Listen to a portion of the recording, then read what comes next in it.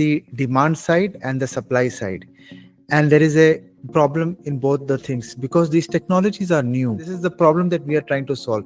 See, a lot of companies in the GCC region, if they want to do any tech or data AI work, they don't go for hiring. They go for consultants. The supply, it is about the profile. I just mentioned the people don't have the proper experience and profile to show for those type of jobs. Real truth about what's happening. That's why we call our podcast Confessions. There are hundreds of things that is required for people to do, starting from data engineering to AI strategy to even packaging it, doing the support, making sure everything works. What's your message? Your message for changing this gap, for making it better. People who are positioning themselves as data experts, AI experts, they have to understand that it is not only about one specific thing that they need to be expert. AI is here to stay. So what's relevant and what's irrelevant about it? I'm Khalid Al-Hosni, founder and CEO of RX Models. And in this Confessions of an AI Practitioner podcast, I would like to meet with decision makers from business, academia, and governments to know about their practical uses of AI. Stick around to the end of each episode to hear my guests' own confessions. Welcome with me today, Mohammad Arshad. Mohammed is the founder of Decoding Data Science. Mohammed, welcome. Thank you. Mohammed, just to start, it'd be nice if you can just give us a little bit about yourself, just like half a minute or so. Yeah, thanks Khalid for this opportunity and for the introduction. A little bit more about me. Around 21 years of experience working as a data scientist, worked in companies like Hewlett-Packard, Dell, Accenture Consulting, and last 4 years made UAE my home, working in Majid Al Futtaim, and then starting my own startup, Decoding Data Science, to bridge the gap between education and the business. Okay, Mohammed, you just touched on it because I remember from the very first time I knew you, you're working on this talent gap. And I know that you started Decoding Science, Data Science, that is actually specifically for bridging that gap for the AI and ML professionals. That's what I understood anyway. Can you please let us know about the talent gap that you see from your side for AI? Because 55% of businesses, that's what's reported anyway, they lack AI expertise. And you are in that educational side of AI. So we would like to hear from you and the number of people that come there, and what is it that you actually see beyond just numbers? I mean, honestly, the viewers would like to hear and get to know the real truth about what's happening. That's why we call our podcast Confessions. So we'd like to hear the very nitty-gritty, the creme de la creme, like they say, about the talent gap when it comes to AI in the GCC. Yeah, thank you for this question. And it's a very important question. And there are two sides of it. One is the demand side and the supply side. And there is a problem in both the things because these technologies are new. And what's happening, as I was just mentioning before to you, that companies want to hire talent, but they don't know exactly what type of talent they want to hire. And there is a gap there. And the second is, there are a lot of people also who learn about data, who learn about AI, but they don't get the opportunity to work in the work experience. When I say they don't have any real experience to show as a profile to their company. So these two issues really happen, and there is a gap that happens. And this is the problem that we are trying to solve. A lot of companies that come, they see that they want to do a data and AI project. They want to hire people. The hiring manager does not know the new skills that they want to hire for. So because there are generative AI, there is some data engineering skills, SQL, Python. They just have a very broad idea. They do wrong hiring. If they hire someone, they are not able to do that work. And if they want talented folks, the talented folks are already working in companies, and they need to give them higher packages to attract them. And there's a big gap that happens. And that is the reason why you will see a lot of companies in the GCC region, if they want to do any tech or data AI work, they don't go for hiring. They go for consultants. They go for Yeah, but consultants you that know, are, you just spoke about. yeah. Yes. May I just cut you No, there no, because the same thing that I said. So they hire no, for consultants right, and but I then they, wanted to ask about the shortage. You yes. said that there is a shortage. Now, is the shortage on the demand on or supply side? Which one is it? Mainly. The shortage is in there is both. That is the reason why there is no demand. There is a lot of demand as well. The roles are not get fulfilled, and there is a huge supply as well. The Okay, problem is can not we the talk about quantity, it is yes, the gap. correct, but can we talk about because we you know what? We don't want to just regurgitate some stuff that has been said in the news. Because you are a practitioner within the same field, the nature of the gap for the demand and the nature of the gap for the supply. The nature, please. Yes, so for the nature, now I will talk about the supply. So for the Yes. supply, it is about the profile. I just mentioned the people don't have the proper experience and profile to show for that those type of jobs, because this is a big issue that happens. So there is a huge people, they are they're not having a proper the weight they approach, they don't have the proper skills, they are not, even if they have the skills, they're not showing it properly. These are the This is, candidates. You're talking about the yes, candidates. the supply side, the Yes. candidates, Yes. the people who want to, especially in the data and AI field. Yes. There is, this is one thing that we see a lot.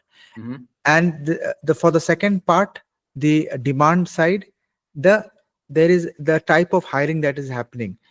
A lot of companies, and this you will also agree with me, that they don't budget their these new initiatives properly. They feel that it's a short term thing, they are not able to have the plan, so they for short term projects, and they don't want to hire a full time So employee. you just jump now to Yeah. the demand, Muhammad. You just Yes. jump to the demand. I want Correct. to make sure that that clarity is there.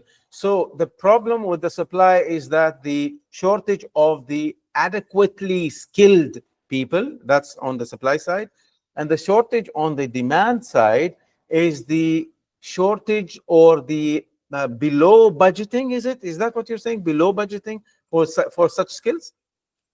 Below budgeting is one thing, and proper planning, because they don't, it's not about even budget, the Hmm. planning, they don't, they, it's a short term thing, so they want something to be get done, they don't have a longer term plan because they don't have much idea about this. The adoption is there, the idea it's not there properly, they just want to do and implement an idea, they want to see if it works, and if it works, then they want to hire a long term employee. That is the reason why you will see a lot of short-term hirings happening. And Muhammad, I have to, you know, I told you already, I warned you. I will stop you because I want to make sure that we give that value to the viewer. Now, what's going on? Because everyone is talking about AI. Everyone wants to do some new stuff. I know that for a fact. I know all the countries, all the governments, everyone in the area now when we talk about GCC, everyone has their own LLM that they're coming up with right now. Some of them already done, some of them in the pipeline. So what's happening? Is there like maybe a learning curve? Do you think it's a learning curve also that is like faster than what we're used to before? Or what would you say? And I want your site, like you are an AI everything just 2, 3 days back. What did you see there? so Really, from this side of things. talking about LLMs and building new stuffs, that is only 2% of the people are doing that. All the big, and not, I don't want to name any institutes, Yes. but these, it's just the marketing hype, building LLMs, fine tuning, creating better, bigger models. Those are just 2%. You don't Is need. this true though, Muhammad? And I will stop you. Is this true?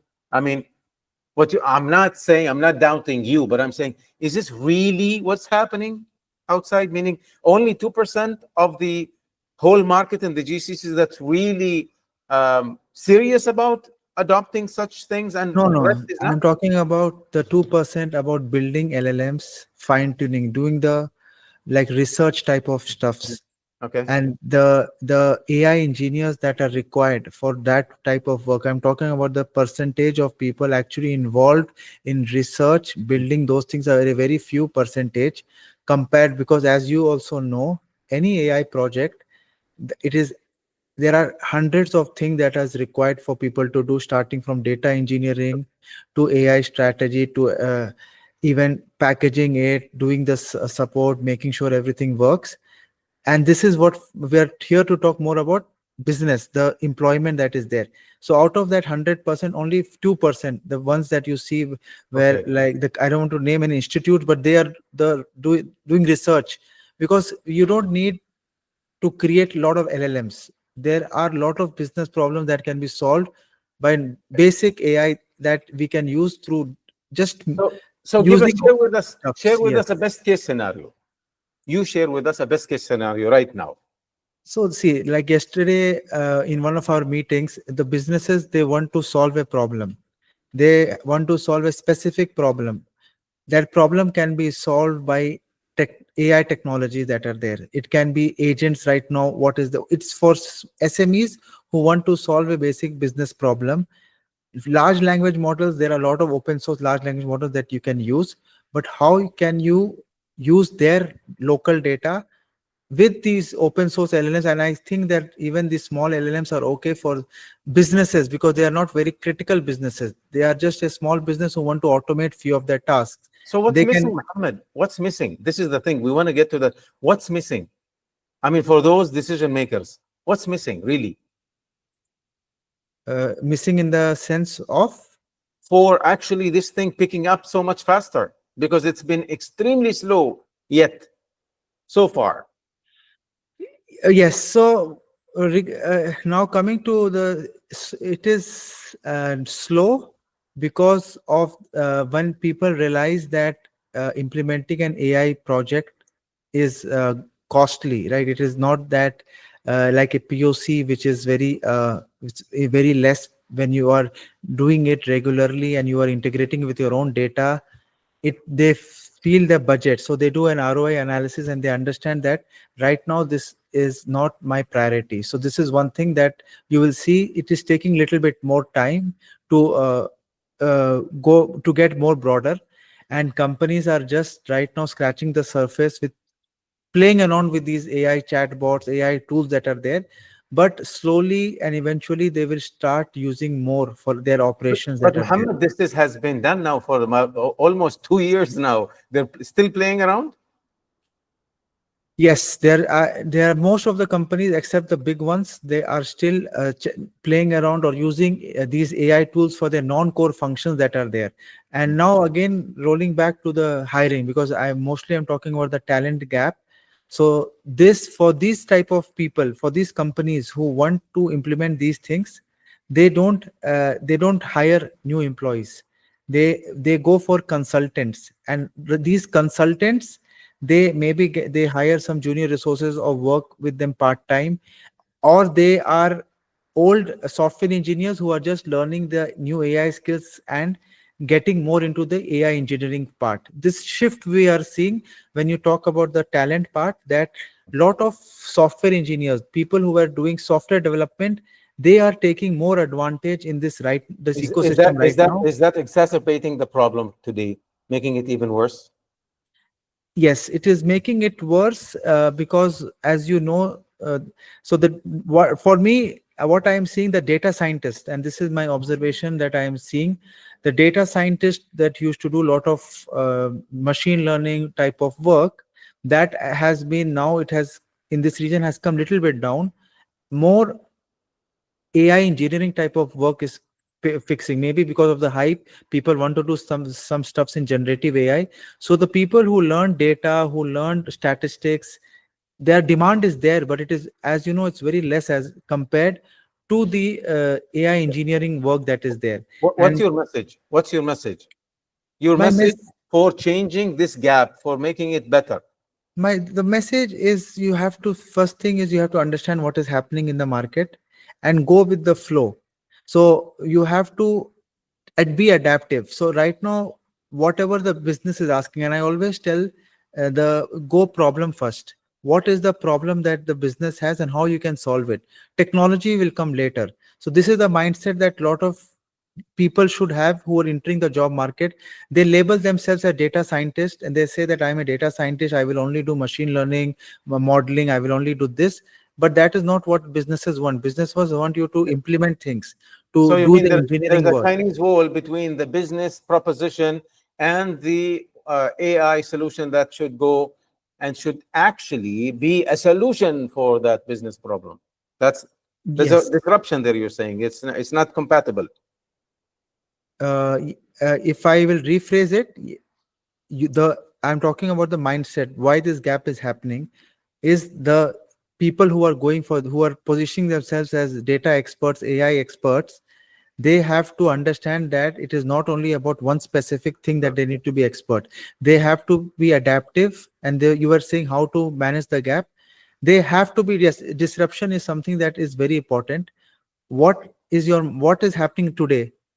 You have to learn, and first of all you need to unlearn that and learn the things that are happening. Mhm. Foundations are still important, but right now, how you can use your skills to help the business solve problems, is this is the attitude that companies are looking for. And employees don't have that right now, who are looking out for opportunities. So this is my message to everyone listening to this. Try to understand the market first and try to be adaptive. Learn and try to solve problems and But show that in your profile. but I think you said something extremely important, even though you said it very, very softly. You said you have to unlearn. That is Yes. very important. Muhammad, coming to the end of our podcast, this podcast is about confessions, and it's a confession of an AI practitioner. In this case, it should be me, and I'm sitting with people who are using the AI. But in this case, you are a practitioner also. So give us a confession. Everyone is waiting for that confession. Yeah. So this is one of our projects that we did for forecasting project, and the business wanted to have a sales forecast. And as a being a data scientist and working on a lot of forecasting projects, we see that at least we should have a 3 years long data to see the series and to do the proper analysis, and also some more variables. Data But set, you mean the data set? It the should data be set, 3 years or more yes, backward. at least 3 years, because you need to see the variability. With 1 or 2 years of data, you will not see the seasonality. And Sure. this was something that my maths brain, my statistics brain was telling me that it's not possible. But the business was like, no, you have to do it, and you have to take out something, extrapolate, do something. uh, and also the variables, the explanatory variables were only two variables. And then this was the thing, but anyways I had to make it in a 3 days. So I did something, not I was not happy with it. I was not happy with the accuracy, even though the forecast, because right now I'm forecasting for the next 6 months, and I was checking the accuracy. It was not that great, but still I had to present it. The business was still okay. They were like, they were asking me, Mohammed, you forecasted this much, but actually this much happened. And they were questioning me in that way. And then this is one thing that I was trying to explain the business, Mhm. that and I it is not possible to make such and models may not give you the exact answers. It is just giving you a direction, So, and you so require historical data to Mhm. actually do the trend. So this is something that uh, always happens, that and wanted to share this with the group. So your confession was about you being cornered from a business tactic, and you had to do it, although you didn't like it, but you had to do it.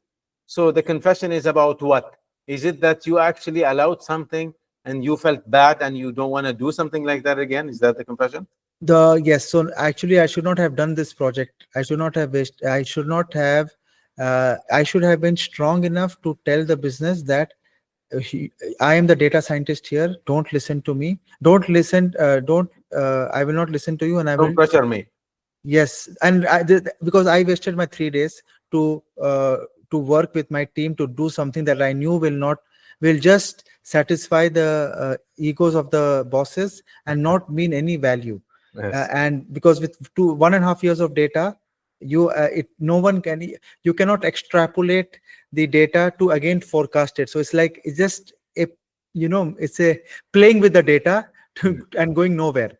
But Right. this is something that, because I learned from my this thing, that I have to be strong, but we have to have a balance with the management, with the leaders as well, Sure. and take a strict stand. And this is Sure. my confession, that I should not have done it, and I should have just told no. But this is something that I learned. Yeah, binary. that's behind you now. That's behind you.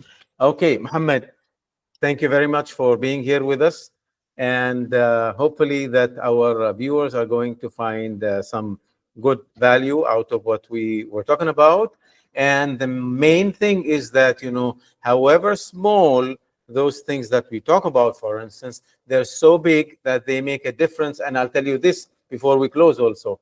I see what the GCC AI market is going through, and it is just about to start exploding in a good way, exploding. But it took its own sweet time. That's how I see it from my end, anyway. Mohammed, thank you very much for being here. Thank you so much for your time. Thank you.